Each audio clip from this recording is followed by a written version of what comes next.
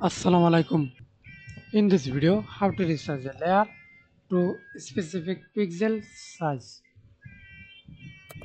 Okay. Now see this layer resize for two way. First of all,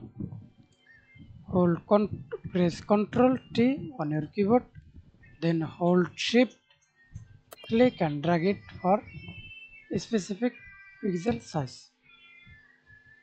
Okay. And do not hold Shift for custom size.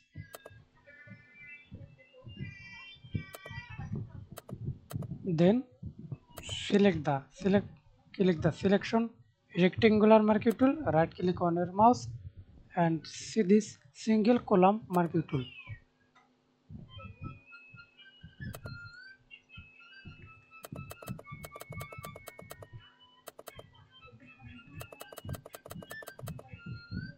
Select pixel size, row,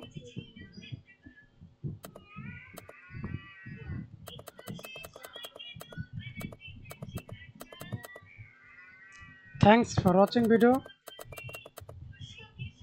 Please subscribe to my channel, like, comment, share.